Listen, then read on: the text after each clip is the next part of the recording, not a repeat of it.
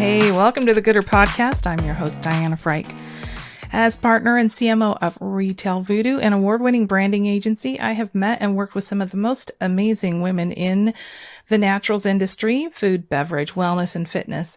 And as such, I decided to create the Gooder Podcast to interview these great subject matter experts and have them share their insights, passions, and expertise in helping businesses all around the world become gooder. So today we get to talk about something a little bit new. We're going to talk podcasts, taking risks and being true to yourself. And we get to do that with a friend. I can even say even a little bit of a mentor. Molly, is it Ruland? I don't even think I've heard your last name. Is it Ruland? It is. When I was like 18, my mom told me it's actually Ruland, but I told her she was way too late on that, and I was sticking with my original. Yeah, right. All right. How fancy. I'm going to call you that from now on. You maybe shouldn't have told me that. So Molly, she is the founder and CEO of Heartcast Media and has spent the last 20 years elevating and amplifying voices through the community, art, music, and culture. Heartcast Media was formed in 2018 to create a sustainable podcast production offering for businesses, brands, and think tanks and organizations with a message. She currently produces content for NATO, the Department of Health, the DC government, and several podcasts for the Atlantic Council and more. She's very fancy. And Molly believes that listening is the revolution, and she aspires to make the world a better place with intentional content. Well, Molly, welcome. After three times of trying to get this started, welcome. Oh, thank you very much for having me. It's really nice to be here. I always enjoy talking with you and seeing everything that you're doing. So, the honor is all mine. Thank you. Yeah, for sure. So now, for those that don't know, well, many of you probably don't know you. This first time you get to meet Miss Molly. I met her when she was living in DC and just recently in the last several months moved to Costa Rica. So those of you that are watching on YouTube can see the lush greenery behind her. That is her new, maybe temporary, but for now it's her new jam. It's her new location. How's it going down there right now? What's the weather like? It's hot. It's super hot. It's, right before the rainy season is going to hit. And so the wind sort of stops for a couple weeks and it's just like, DC in August hot. So lots of sweating. So you're comfortable though. Yeah, lots of, I'm like, I know this feeling, it makes the beers taste better. So it's fine. So before we get into too much of some of the meatery that I want to talk about, why don't you tell us a little bit about Heartcast, how it came to be and kind of, why it exists. Yeah, absolutely. I formed Heartcast Media in 2018 after owning a multimedia company for the last 20 years. That, was successful, but it wasn't sustainable. And so I realized that nothing can be truly successful if it's not sustainable. So after reading, the 5-page, or the 1-page marketing plan by Alan Dibb, and there's a quote in there where he says, if you can't leave your business for more than 6 months and still have a business, you just have an expensive hobby. And those words really hit because I couldn't leave my business for more than 5 minutes without somebody burning the building down. And I just decided that I wanted something different. And so I really dialed in on, I Marie Kondo'd my life, right? I looked at what brought me joy, what didn't, and I dialed in on the things that I really love, which is amplifying and elevating voices, like getting behind the camera, helping people to reach their goals, like being very specific about, creating what is the goalpost? How do we get there? What does success really look like? And then creating opportunities to do that. And so I closed the other business, which had really been more focused on hyper local music and community art, music and culture, right? That's where all of that came in. And I closed that business and I formed Heartcast Media specifically to bridge the gap between very expensive content in the business world and feasibility. So, in the music world, you've got like young kids making whole videos and movies with iPhones and teaching themselves how to edit on video software for free using a bootleg computer, like no resources, no help, no nothing, creating this amazing stuff. And then in the business world, they'll pay Ted from IT $10,000 to make a video. And it's just like there's this huge chasm in between those worlds. And the content coming from the creative world is so much better than the stuff in the business world. And I thought, well, I have an opportunity to bring this skill set to the business world and create content that's actually sustainable for businesses to maintain. You know, if you do 3 podcast episodes, but they cost you $1,500 each, like it's going to be hard for you to maintain a season or a second season. And as you know, consistency, you know, and longevity is key. You're not going to build an audience with 3 podcasts, you know? And so if you're looking at having to spend $25,000 to produce 3, I mean, that's just not realistic. And so I wanted to come in, and I'm very passionate about video. So I really wanted to bring in the video element and bring that into the business world because I think it matters. And so that's when Heartcast Media was formed, was, you know, dialing in on, you know, the IP that I had created from, you know, taking so much content in and filming and editing and audio and video, and then making that into something that really fit where I wanted to put my energy, you know, especially with politics and everything, with Trump being in office. Also, you know, the stakes got a little higher, you know, from after 2016, especially being based out of Washington, D.C. Like, you know, it's really great to elevate and amplify amazing music, but like I just felt like it was time to dial in on some bigger messages that could reach more people.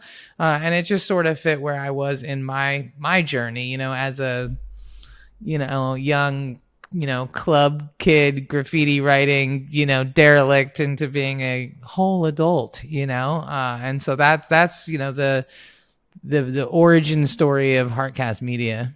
Well, so let's talk about this just before, you know, you wanted to grow up, and you've got this whole like moving into the grown up seat, but you were doing One Love Massive. And I got to be honest with you, I only have like about this much of a knowledge of what you were doing before, but we now share some social networks, and I can see that like that is part of your DNA. It's part of your love and blood. And talk about that a little bit, and maybe where that influence, you know, what transitioned over, and what was that all about?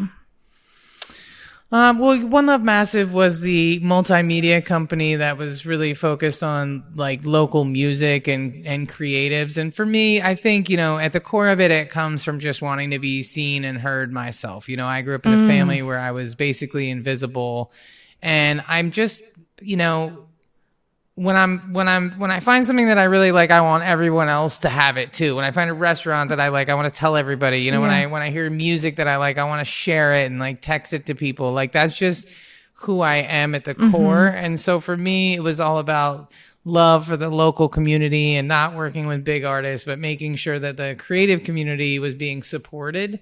And so it was always about putting money in their pockets. And so it is a big part of my DNA. I grew up in a very musical household. I grew up like playing multiple instruments and knowing how to read music. Very big Irish family. So I played the concertina and the tin whistle and the whole... You know, and I come from a long line of bootleggers and bartenders. When my family, literally, and union organizers. So when my family immigrated from Ireland originally, on both sides, it was because of the potato famine. And my dad's side went to New York and ran illegal booze up and down the coast. And my mom's side of the family landed in Scranton, Pennsylvania.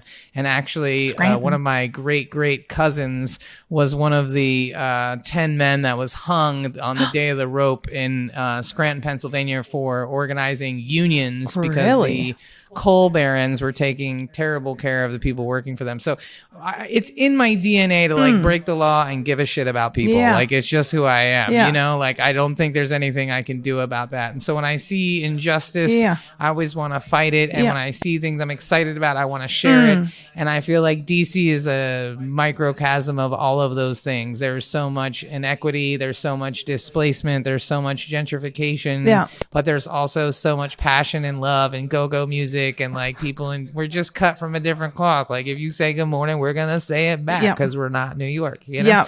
And so, you know, it's just, you know, I wanted to love back the city that loved me, and so that was really, you know, for 20 years is what, you know, from That's DC to California and back again. So really, man, it's so funny. Like I meet these people like you who like just like something happened in their family history, and somehow that rabble rouser or the organizer DNA just kind of sinks in, and I feel like it wants to just like it almost accelerates, like I have the same thing too. Like my family's got some really interesting background, and when the more I hear about it, I'm like, oh, I'm like that too, except for amplified. Yeah. Definitely.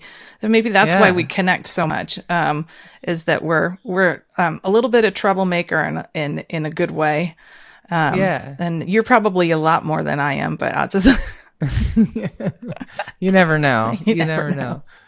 Well, so I just thought it was funny because, I'm looking at your background and it's like you were in the mortgage industry and then you were in the event industry. Now you're in the podcasting. You're just like, you are all in and not afraid to take risks. Like this is like the thing that you're doing. And is it like a passion thing? Is it you just follow your passion, or do you do it even when you're afraid? Well, I'm going to say to the person who just moved to Costa Rica, like, yes, you seem like just like, I'm going to do it anyways because I got to do it.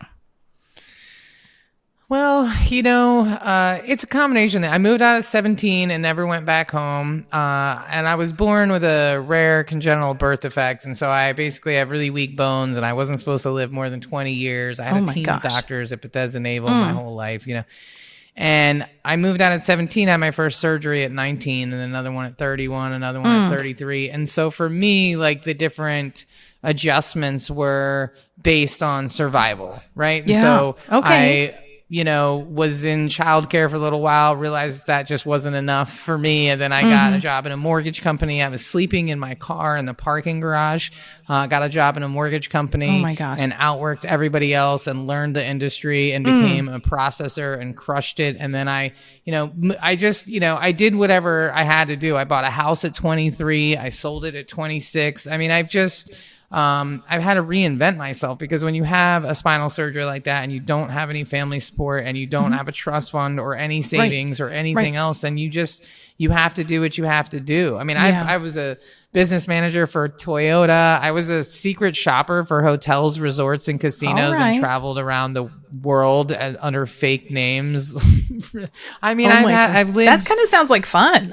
Yeah, I mean, I've lived a pretty fascinating life, but I spent, I think the 13 years in real estate finance at such an early age, because I didn't go to college, but I learned a lot about money and fake money on paper and corruption and, everything else that comes along with the subprime mortgage business. Because, I mean, I was in the thick of that. I was in the 90s, and so...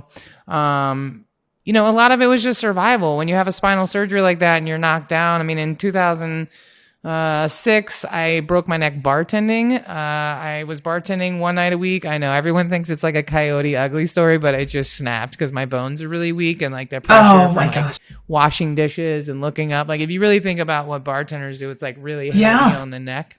Yeah. And my neck snapped, and I was in the hospital. I broke a vertebrae in my neck, and like a week later had surgery. And then a year later after that was rear-ended. And then I was in physical therapy for 3 years at NIH after that. And so, I've there's been times when I couldn't like put on my own pants or my own socks, like never mind go to work. And so I have followed opportunities when they came, and I just learned how to survive. But I always, really enjoyed what I did. I like challenging things. I like the mortgage industry, and then I formed Heartcast Media, I formed One Love Massive in 2001, but it was just sort of a side project. And then in 2009 is when I really like put all in, and just sort of, go where the opportunities take me and the things that I am excited about. I mean, not having a family support system can be really tough, but it's also can be really great because I don't have anybody else's self-limiting beliefs or expectations of what they think I should become or what I can't become or any of that.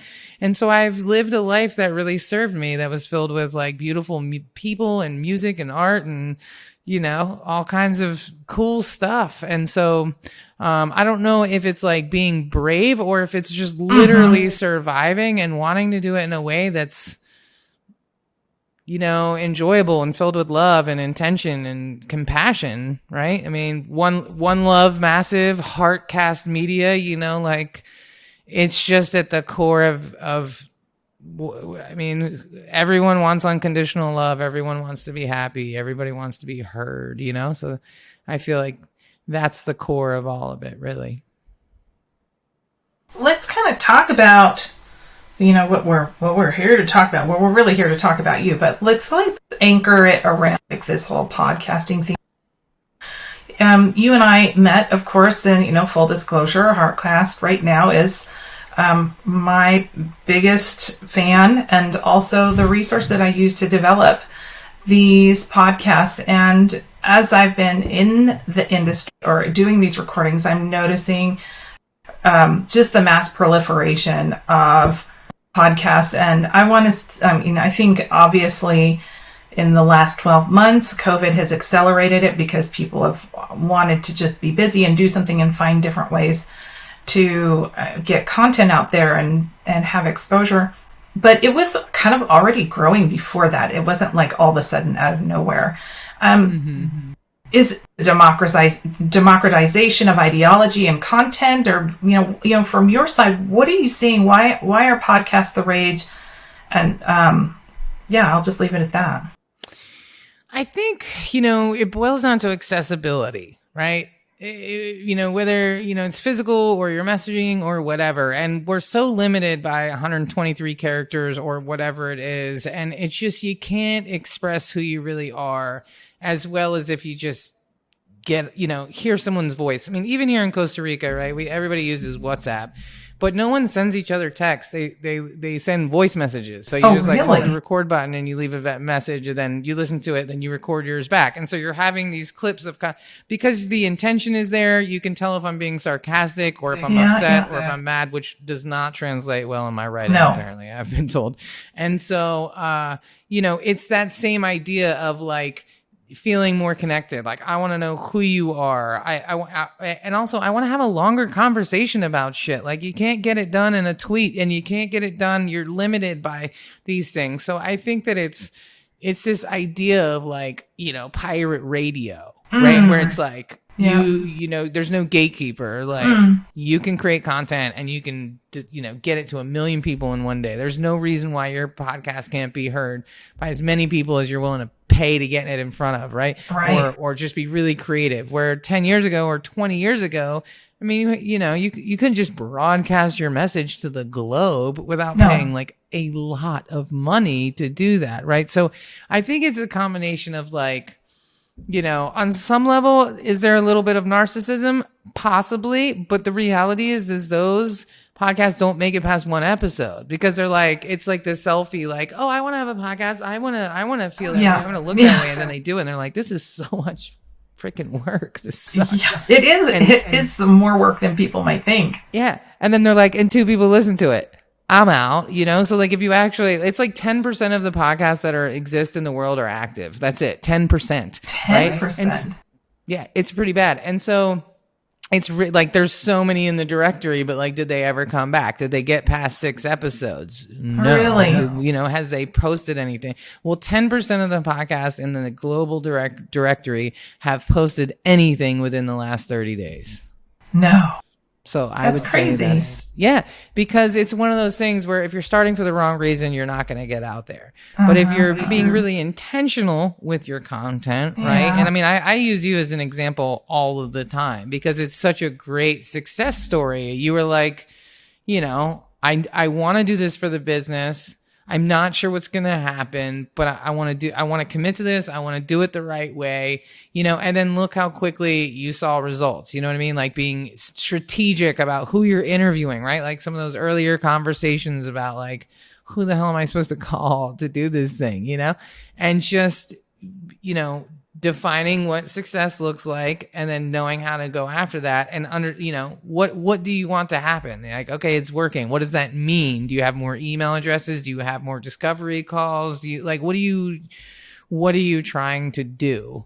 Because I think it's a great business development tool. And then from accessibility, like, the days of everybody flying to Orlando to go to like a convention that nobody can afford, and like who fucking wants to go to Orlando again? Like, Christ's sake, man. I went to Orlando twice before the pandemic. I'm like, I'd really like to go to Ireland or something, like not Orlando twice, and staying in a $300 a night hotel room because I don't want to take shuttles every, you know what I mean? Like, you know, overlooking the lovely parking lot, you know, like it really leans into, you know, the stuff that you and I are passionate about, and that's like diversity, right? Like, not everybody can afford that, and not everybody is physically capable of that. People have anxiety, people are in wheelchairs. Like, it is so privileged to do all this shit that requires so much money and effort and commitment and time off, and it's just really audacious for the way we've been doing things. And a podcast allows an opportunity for you to connect with people and talk to somebody from around the world, even if it's just a person you're interviewing. That's you know, doing business development dinners or sending people to this convention and that. Those days are kind of over, and a podcast can replace that. So I feel like it's just savvy business, you know? Yeah. Well, so then how do we translate that? Like, you know, we can talk about folks like me, smaller on the business side, or even individuals that are trying to do something more. But when we're looking at, and we can look at really any size, we could be looking at, you know, a startup CPG brand, or we could be looking at somebody like Frito-Lay. Like, there's no difference. How are you seeing brands using podcasts at all? And I don't know if it's, you know, more of a content creation or guesting or even just simply advertising. Like, is there opportunity to connect for those brands? And I'd love to know who you think is doing it well, and regardless of what business category they're in. I mean, I think you're doing a great job of I think you've done a wonderful job. I really do. I think you've accomplished everything you wanted to. I think that there's so many different ways to use a podcast, right? Like, you've got internal communications. Like, do you have big hunky products that are annoying to explain? Are you trying to reach your staff and nobody wants to read the letter from the president? Like, internal private podcasting, like that's a whole, private RSS feeds, like that's a whole thing for just internal communication. Because then, you know, you can listen to it on your way home and you're not really impinging on your employees' time, and someone's more likely to listen to it. And you can hear, you know, if your CEO is like, you know, genuinely gives a shit or not, you're going to be able to tell, right? And so, you know, there's just so many different ways. But, you know, that's the one thing that I always like talk to clients about first is like, okay, you know, if you just want to have a podcast because everybody has a podcast and like everybody's telling you should have a podcast and it's great for business. Okay, cool. I'm glad you're committed, but like, that's not it. Like, that you're going to be one of those 90% of the podcast that's chilling in limbo, you know? So what does success look like, you know? And right now I think we're all kind of caught up in this TikTok generation of like, oh, I need 1 million hits. Like, no, you don't, man. Like, all right, if you're doing this for business development and you want 1 new client a month, okay, like how many people do you think needs to listen to the podcast in order to compel one person? Like, you don't need 1 million downloads. It's like a misnomer. It's kind of, it's unfortunate because then people feel like it's not enough. I don't have 1 million downloads. I don't have, you don't need that, right? So like, I have one client, they do geospatial satellite mapping, and they talk about GitHub and like all the shit I don't understand, you know? And they were like, yeah, we just got 1,000, you know, unique listeners after like a year. They did like 42 podcasts, right? And they're stoked about it. And I was like, that's impressive. I didn't think that many other people cared about what you guys are saying because it's so specific. You know, it's so specific to like, you have to be an engineer in geosatellite mapping to understand anything that they're talking about on this podcast.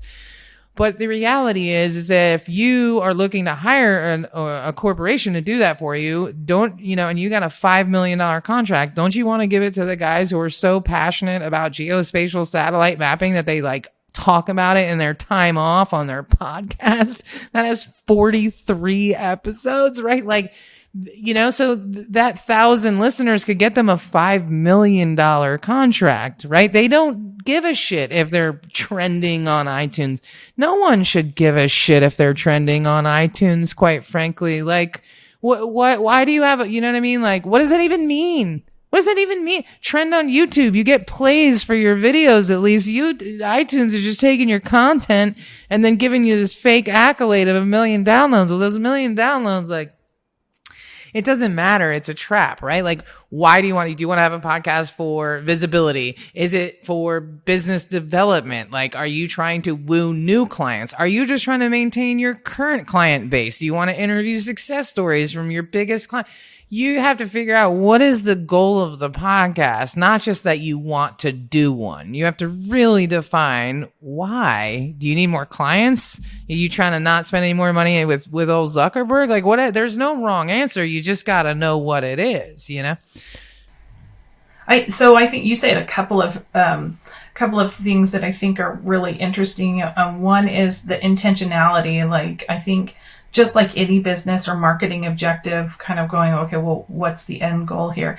I also think the whole like downloads and is so much like social media, you know, on our side. Totally. When we're doing brand development, a lot of people are hung up on, well, how many likes and clicks and followers that we have. And we always come back with, it really doesn't matter. Those things don't actually convert into actual business and sales. So you have to be careful with what you're doing and kind of use those downloads as a barometer that you're headed in the right direction, but not necessarily valuation of success. Like the success is the conversion and what you're attracting to you. Is that an accurate assessment? 100%, because you know, the numbers can be misleading and it's a trap. You know, it's just like anything. You know, you get on Facebook, you post something, you think it's hilarious, no one likes it. You're like, what the hell, man? That was so funny, right?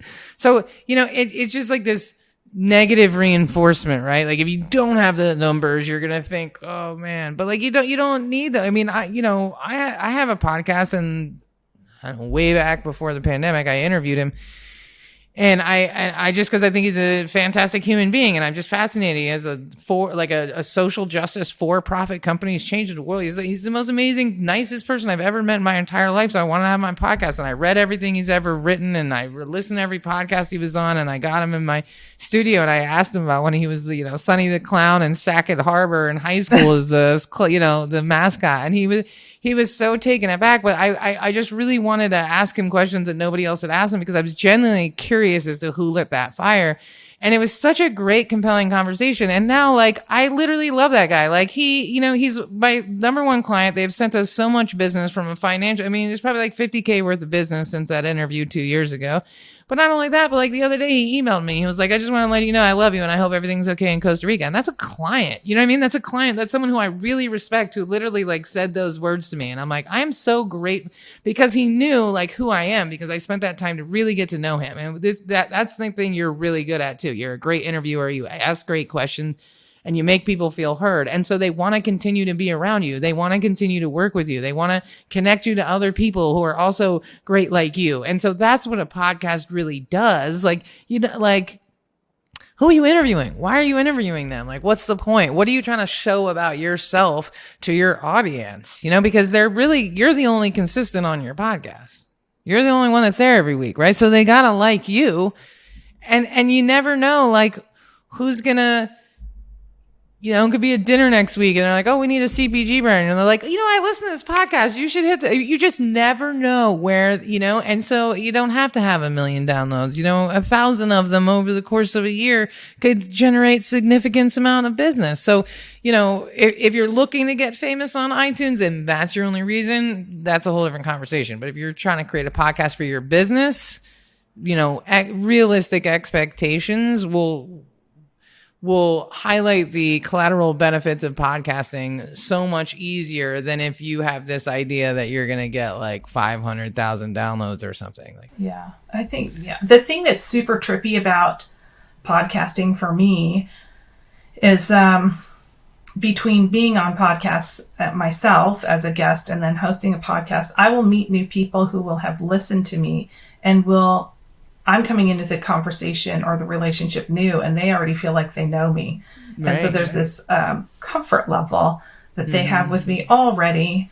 And sometimes somebody will reach out to me having heard something that I recorded a year ago. Like, it's not just the most recent thing. It's like, oh, I heard this conversation, and can you connect me to this person, or et cetera, et cetera. So it's kind of a weird ecosystem to be involved in. And I think from a business and a brand development standpoint, I'm curious, like I would love to find out. I don't know of any brands that I can think of that are like doing, I'll call podcast branded content that they own like this out to the consumer base. I haven't seen any, but I don't think it's because it's not wouldn't be successful. I think that they're more comfortable with something like advertising because you can get a report that says this many impressions and this many clicks and this many. Podcasts is not quite as tangible and already in marketing arena when you can't have anything tangible, people get a little squidgy. But I think there's room there. I think there's an opportunity that's been untapped.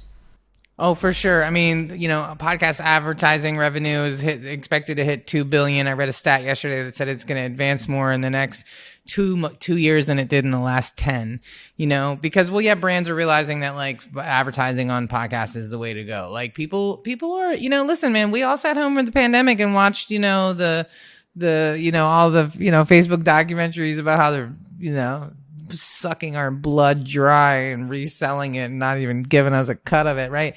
And so everyone's sort of like thinking again, and like, you know, George Floyd and Black Lives Matter, and just really like, yo, where am I putting my money? Like, what do you do? What do you like? You know what I mean? Like, what's going on? Like, what, you know, like the world has changed, you know, the world has really, really changed. And so, you know, I just think it's you know, I mean, there's definitely companies doing it, you know, like FreshBooks, which is like a QuickBooks, you know, they have a podcast, you know, How I Make a Living or something like that. You know, there's some companies doing it, but I think it's the next frontier because people really are getting sick of social media. People really are tuning out from that. And I think that, you know, I listen to a lot of audiobooks too, and like, they make me feel better, especially being in Costa Rica and being so far away, like putting on a book and having another voice in the room and getting excited about it and looking forward to listening to more of it. You know, those things really matter. And so it's that personal connection. It's like you said, people feel like they already know you because they've been listening to your voice. That's personal.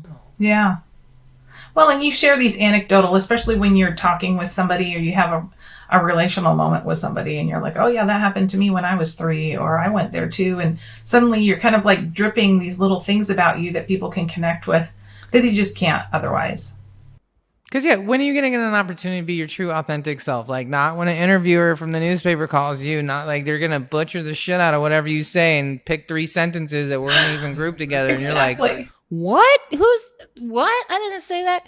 And then, you know, nobody gets to toot your own horn or just show who you really are, right? And that's the thing. You're not talking about like retail voodoo all day on Gooder, barely at all. But you don't need to, because people know that you're like the matriarch of retail voodoo, and so if they like you, they want to know about your company and they want to work with you. Excuse me, it's the queen. Yes, the queen. You know, and so yeah, it's all relative, right? You know what I mean? Like, I'm sure, you know, you've gotten business from the podcast. I mean, it's, you know, I think it makes a difference. It does. Well, I want to talk about this. Listening is the revolution. You know, I want to kind of just shift massive gears here because I want to kind of get into a little bit more about you, you know, step away from podcasting, but listening is the revolution is about you as well. So what does that mean? And what do you want it to mean to others?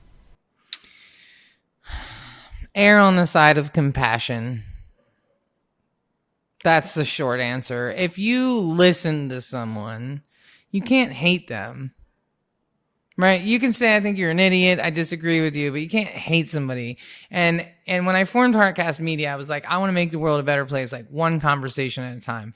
And that was in 2018. And then over the course of, you know, 19 and 20, and just watching the United States fall apart because of the political divide and the racial divide and everything else. And it's just like, man, that statement just never rang any more true than like, you know, I'm not a huge fan of Trump fans, right? But like, if I could sit with them and they explain to me that they're hungry and they're losing their farm and they just give a shit about their grandkids, and I can't hate them anymore. I can still think you're a freaking idiot for voting for that guy, but you're just a misinformed idiot, and I can't hate you, and I can't be cruel to you, and I can't say horrible things to you on Facebook, like the things that I saw other people saying. And it just changed. It's like, err on the side of compassion, man. Like, you know, every single one of us has got some sort of a struggle. And so, you know, that's one thing I like about podcasts is you can't interrupt. You can yell at your phone or whatever, but they can't hear you. You know what I mean? You have to listen. And I think that's hard. I think as a nation, as a society in whole, we all need to lengthen our mental elasticity. And we are all like keyboard warriors, and like we're just like listening to speak again. And I really feel like that is a lost part of our civilization, is the ability to just listen, you know? And so I think if we could dial more in on that, you know, even if it's somebody you don't like, you know, I'm not saying somebody's outwardly racist and stuff, but like, you know, just, you know, like, have some compassion, listen to each other. It's really hard to hate somebody if you listen to them, and you never know, maybe you can help, or maybe you can provide some sort of perspective that'll help them, right? Because at the end of the day, everybody's just broken. I mean, I really do feel that, you know? I mean, all these poor people that believe these QAnon conspiracy, they're so upset because they think it's true. And if I thought all that stuff was true, I'd be upset too. I just know that stuff isn't true. But like, at the core, they're hurt people. They're just hurt people who think they're doing the right thing. As crazy as that might sound, you know, we can't push people into corners. We can't isolate anymore. You know, we have to listen, you know. We might not hang out afterwards. You might not change my mind, right? But I can at least be civil. Yeah. And try, you know? Yeah. Yeah, for sure. And I think, you know, that's just further reflection of you were kind of in the thick of it. DC is just, that's what it's all about, right? And you were kind of in the center of the hurricane. No, that would be the quiet part. You were like in the actual storm of a hurricane all the time. I've been to DC. Well, I've been to Baltimore a few times, and DC a few times. And every time there's anything big politically, it's just like a shit show. It's just, you know, wind and everything's blocked off. And it kind of, I think the people that live there are probably accustomed to it, but when you're there as a visitor, it's like super disruptive. And sure. And so by nature, politics is disruptive. It'll be interesting to see how the next few years goes. Oh my gosh, that's another 12 podcasts. I know exactly. That's season 2 of Gooder, season 4 of Gooder. Yeah. So you know what? I have loved getting to know you, you know, during this past year as we've been working together, and kind of getting this whole idea of owning your content, whether you're an independent person or small business or even a massive brand, that you have much more say and control than we'd like to believe. And I think sometimes we get caught up in the, like, I need a flashy agency, or I need a, you know, multi-million-dollar influencer in order for this to be legit, or for my coworkers to find this to be credible effort. And I think podcasting is so simple in its nature. And I think that there's a lot of opportunity for growth there. And it's fun to see that you could be either really, really broad or really, really narrow and focus on like the rocks of Mars and be totally successful either way. Yeah, because there's people who are also equally fascinated by the rocks of Mars. And so find your tribe. You know what I mean? Get it together. Yeah, I do love that, because podcasting is simple. It's not easy and it's not cheap, right? You know, everyone's like, oh, you can do it from your phone. Don't do that.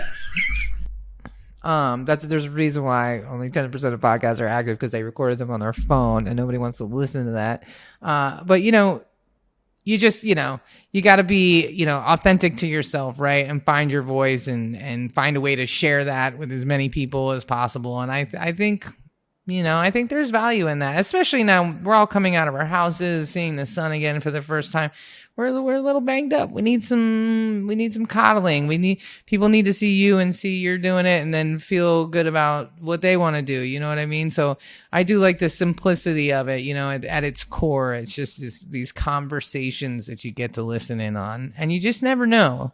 It's like with audiobooks, like I'll read a whole book and there might be 3 things in there that made me go, oh, and those 3 things could change my life. And maybe the other 400 pages didn't resonate, but those 3 things are going to change my trajectory. And that's how I feel about podcasts too. You just never know what thought or situation or perspective is going to like create that moment for you. So, yeah. I think on that note, if you haven't listened to Kevin Hart's that he has on audio, what is that called? The audio player, Amazon's audio. Right. Kevin Hart came out with something, and it is hilarious. And it's personal development, but it's told through the Kevin Hart personality, and you can't help but just love that. You just can't. On that note, there's a plug, Kevin. Do you hear me? That's right. Wherever you may be, right? Wherever you may be. Hey, before I wrap things up, I always like to ask my guests just kind of a few questions. So I'm gonna go ahead and ask you these two. So I love it when a guest can tell some sort of interesting fact. I call it a happy hour fact that people can share about. It can be about DC or Costa Rica or podcasting or anything. What do you got for us? Oh man. Okay, this is super random, but it's the world's longest palindrome. Do you know what the world's longest palindrome is? Do you know what a palindrome is? Where it's like spelled the same. This is so random. It's go hang a salami, I'm a lasagna hog. Somebody told me that one time and it stuck, and you never know, you might win like $1 million on Jeopardy with that one, and I just find it to be really funny, and you do too. Okay, gotta say it again, but say it a little slower. It's go hang a salami, I'm a lasagna hog. Okay. I don't know who figured that out, but that poor soul needs to get out of the house more. But oh man, okay, well, check that box. Okay. Yeah. You never know. It could win you trivia night at the bar or something, Never know. All right. Who are some women leaders or even rising stars that you are watching right now? What are they doing? I am a big fan of Asha Abulega. Like, you met her from Mason-Dixie Biscuit Company. She's just such a firecracker. I love me some Asha. And Shelly Bell with Black Girl Ventures, client of ours, actually. She just got funded by Nike for $300 million. She is out here getting women funded, because historically speaking, Black women get less than 0.2% of VC funding, which is atrocious. And so I really respect both of them because they are like the I don't give a fuck kind of woman that like just bulldozes the whole scene, and they're both beautiful and they're both ridiculous, and they're both like talk whatever shit they want, but they're out here making real change and they're getting it done, and they're shattering this idea of what a successful woman is supposed to look like, talk like, feel like, think like, all of that. And so I love what they are doing to every room that they walk in. And I encourage more women to just do that and be yourself and just be unapologetically yourself all the time, because that's what's going to make people fall in love with you, whatever that is, I love Asha. She reminds me, like, if I was to make a t-shirt for her, it would say, I have had enough. Like, I feel like that's the shirt that she would be walking around wearing with a crown and a scepter. Like, right, I just feel like that's her. She's amazing. It's crazy. I met her in, her shop was in DC, and just like what she did with Mason-Dixie in 2 years is like, I don't think people fully understand how insane what she's done is in 2 years, and now it's been 5 years or whatever, but just in, she's super smart, man, and just, resilient and a survivor, and just, I'm definitely really grateful. Luckily I know both of them, but, really like you don't need to know them to, watch their podcast and fall in love with them and see what they're doing, for sure. What trends are you watching right now? And this is, of course, outside of our category, but what are you watching right now? What's happening in whether it's branded content or media or podcasting or related? What's happening? What are you watching? I mean, I think the biggest trend right now is going to be dynamically inserted podcast advertising and doing like media buys. Like, I think, the old school industries are drying up and it's shifting over to podcasting. And I think that, people need to get aware of that. So even if you don't have a podcast, but you have a business, you should be advertising on podcasts. And you should be really active on being guests on other people's podcasts. Because like Clubhouse, for example, which I hate because it's just a bunch of people being like, thank you so much. Now let me tell you about me. And I just I can't handle it, right? But there's obviously a need for that. And there's good things coming out of that, but it's not going to last as long. So if you found some success on Clubhouse, go get on some other people's podcasts because you'll get the same reaction, except it'll be a much more dedicated conversation. You're not going to be standing in some line. Like, you can get your message across. But I think that podcast should be a part of every single business's marketing strategy, from having a podcast to having your top dogs be on other people's podcasts and to advertising your business on podcasts. And if you're not messing with those three verticals in 2021, you're going to get left behind, period, point blank. So that's where I would put effort. It's so interesting. I can tell you I've had so many men reach out, want to be on the Gooder podcast. And right now, the way I have it formatted, I'm just really focusing on women in leadership. And it may change in the future, but for right now, this is the way it is. But women decline being on the podcast mostly because they feel like they have nothing to say or nothing to contribute. And I think it makes me so sad because I think there are, it's just kind of for me, it's just a little bit more reason why to keep going and doing what I'm doing is because we put too much pressure on ourselves. And I think that businesses and organizations can encourage their folks to participate. Then we can start normalizing this kind of, de-genderify. I don't know if that's even a word, but anyways, we can kind of normalize it. So yeah. Well, if you do a Gooder podcast for men, you could just call it Good-ish and then let me Yes. Just kidding, guys. You're great. It's fine. Well, I'm just saying. I mean, and that kind of touches on for me, this idea of imposter syndrome. And I've been like cursing. I fucking hate it. And I hate that every women's event, it's like half the speakers are talking about it and how to overcome it. I'm like, why are we and I've had a really hard time articulating that. And then I read this article. I can't remember. It's two women's names. It's on Medium. The title says, Stop Telling Women They Have Imposter Syndrome. And it breaks it down in like words that I'm not smart enough to come up with. But basically, imposter syndrome implies that there's something wrong with the person instead of the environment. And that's bullshit. Interesting. Yeah. Okay. The environment is what's flawed. It's sexist. It's racist. It's classist. Okay. White dudes and men see examples of themselves almost to the T, down to the Dockers and the tasseled loafers. And the loafers, they see people who look like them succeeding. They are not questioned in the same that way that women of color, people of color, and women are. And so this idea that there's something wrong with us. Oh, I'm feeling insecure. There must be something wrong with me. Let's dial in. Right. No, there's nothing wrong with you, man. We just need to put more women in positions of power and leadership and pay us more. God damn it. There's nothing wrong with you. And so, yes, go on that podcast. Go on that podcast. And maybe it'll suck, but who cares, right? And everything I do is in a win, I'm not everybody's jam. I'm sure some people are going to listen to this and be like, oh, she's great. I wish she would curse less. Well, I'm not. So, okay. So I'm not for you. And that's cool. And I'm not going to change who I am because that's who I am. And I'm passionate about these things. Right. And so there's nothing wrong with you. And if you are having those doubts, there's nothing wrong with you. This is society showing its whole ass. That's what it is.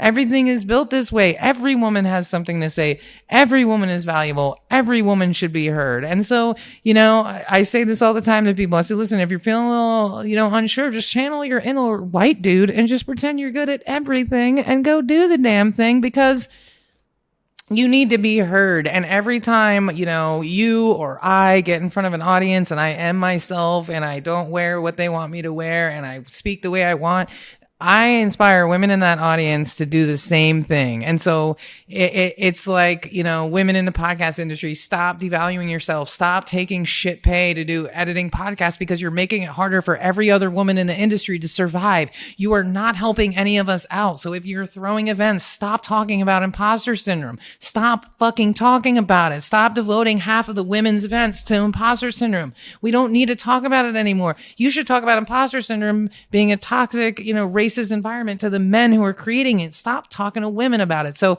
if any woman is listening to this and thought to themselves, I don't have something to add, it's bullshit. You do. And do it, man, because you need to be heard and other women need to be heard. So, I hope that Gooder always stays woman focused. And I'm really glad that you don't make a big deal about it. You just do it, because I think if you're going to champion women, you shouldn't have, it's like taking a picture of yourself, giving somebody experiencing homelessness money. Why are you, it's the wrong reason. You shouldn't have to advertise that you're celebrating women. You're just doing it.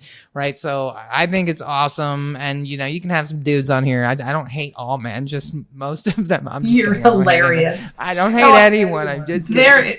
Here's the thing is, I obviously have no issue with men at all. What I'm trying to do is, of course, normalize the fact that women are equals. And I know we say it, but it doesn't show up that way quite yet. And so I'm just let's just keep doing it. This is not anti-man. This is not anti cisgender man. It's just, listen, diversity comes in a bunch of different ways, and we cannot, from a business standpoint, we cannot take care of all the people who are marginalized if the only people that are making decisions are the ones that have all the say. You can't, there's no ecosystem. There's no symbiosis there. So. Right. They don't want things to change. It's working out really well for them. Why would they want it? Why would you rock the boat? You know what I mean? Of course they're not going to change things. It doesn't make any sense. I think the thing is I actually think they think it's working out well for them. But the reality is that if we normalize and we give everybody value, it actually works to everybody's benefit. If you're older white men and you're straight and you give other people authority and you give them opportunity, it doesn't actually, you don't lose anything, because when you elevate everybody else, then the water rises for everybody. Exactly. The water rises for everybody. Right. All worthy boats rise with the tide. Exactly. Well, right. I love it. Well, so, thank you. How are you keeping yourself safe, or not safe? How are you keeping yourself sane these days? I am working out for an hour every day. I'm meditating every day. I'm taking Spanish lessons every day, and I'm doing intermittent fasting every day, Monday through Friday. And then I act like a heathen on the weekends, and it's working out for me pretty well. I've just recently bought some canvases and some spray paint to create some artwork, so I have some familiarity here. And really, I'm looking at the pandemic, the pandemia, as they say here in Costa Rica, as an opportunity to really work on myself. We're still not out of the woods yet. We're still kind of in our basements. It's not going to change for at least another 6 months. I mean, if you're fully vaxxed, that's cool, but not everybody is. So we can't, jump back in the fire. But I feel like instead of coming out of this, ready to start something, I want to do it now. There's a lot of downtime. I've never had this much authority over my own schedule and time. And so I'm spending an hour a day working out. And then, I'm putting that time in every single day so that when this thing ends, I come out of it stronger. Right. And it's not about losing weight. It's about literally being stronger, because we have a whole lot of trauma that we haven't even touched yet. So, we're all excited to go back outside, but everybody forgot they've been cellar dwellers for the last 16 months, and we're all a little weird, man. Yeah, it's hard. Exactly. Oh my gosh. Okay. Now, if people wanted to learn about Heartcast or have you on as a guest or just learn about podcasting or video recording or anything, how do you like them to get a hold of you? If you go to heartcastmedia.com and you go to the podcast page, there's tons of opportunities to schedule a call with me. Our social media, Heartcast Media, everything, Facebook, LinkedIn, Instagram, Twitter, all the things. just hit me up. You can find me anywhere. I have access to all those pages. You can hit me up anytime. I love getting in front of more women. I love getting in front of audiences of any kind. And I'm really excited about talking to businesses about how a podcast can really increase their bottom line. So, if anybody's interested in that, please let me know. I enjoy talking about it. And I'm usually pretty good at illuminating a path for people that makes sense and gets them excited about the process. So definitely a good coach. If I was to use the word coach, definitely is what I would say. For those who are afraid and uninitiated, you are the coach. There you for go. Sure. Oh my gosh. All right, girl. I am so jacked that we had this time together, and I thank you so much.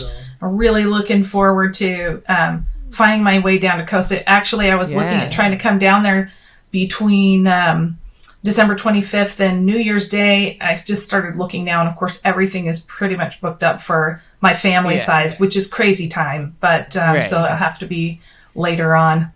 Well, and that is the most popular week in Costa Rica is that Christmas to New Year's. It's like I looked last year because I was right when I came down here, and the flights were $400 normally and $1,900 that week. Oh my gosh! It was like what is going on? So we'll find a way.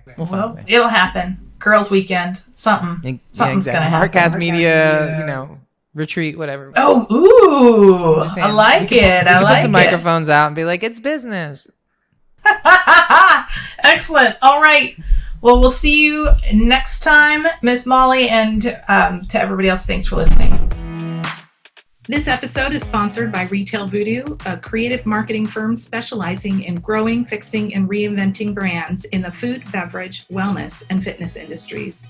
If your naturals brand is in need of positioning, package design, or marketing activation, we're here to help.